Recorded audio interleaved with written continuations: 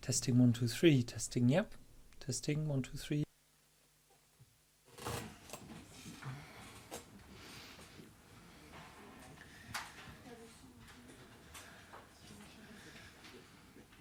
Sam, how do you sum that up?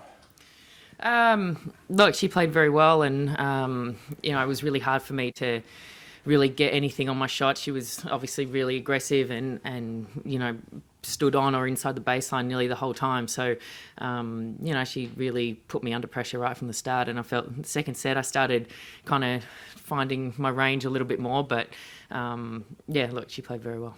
When you look back on the tournament as a whole, what are your feelings about that? Oh, I'm really happy with the week I've had, a couple of weeks. It's been, a really great Roland-Garros for me. Semis is something I'm really proud of, and I guess it's, also really satisfying knowing that I had a really good lead up to here, and then I was able to continue that form right through. So, I'm really happy with the matches that I've had and how I've done. Is this the level that you see yourself at for a little while now, having built yourself back up to semi-final tennis? Is this where you feel you're going to be for the next couple of years?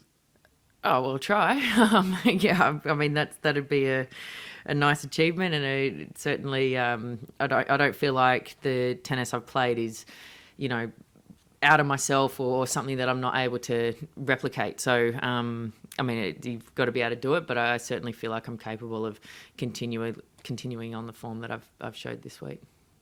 Just on today, it seemed like even as well as Garbine was playing, some things weren't quite working for you. That the serve was off more than it has been for the whole tournament. Mm-hmm.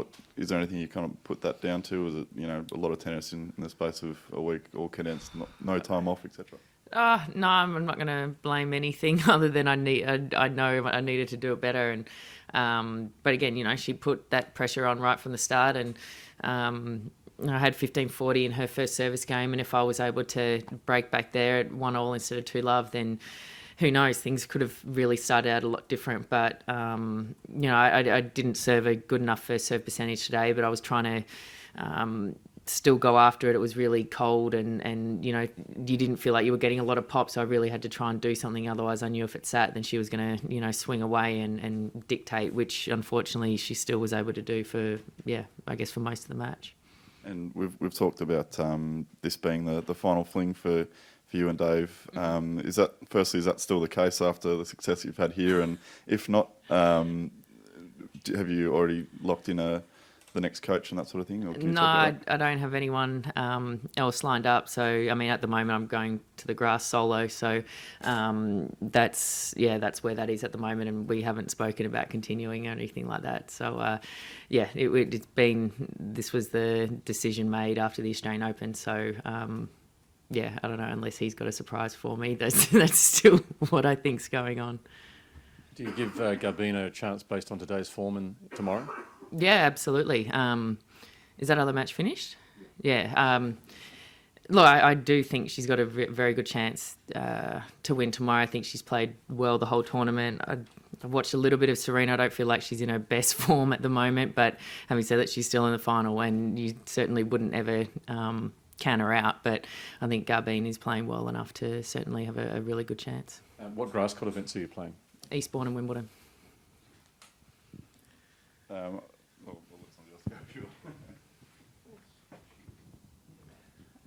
Sam, what was tougher out there, the way she was playing or the conditions for you to handle?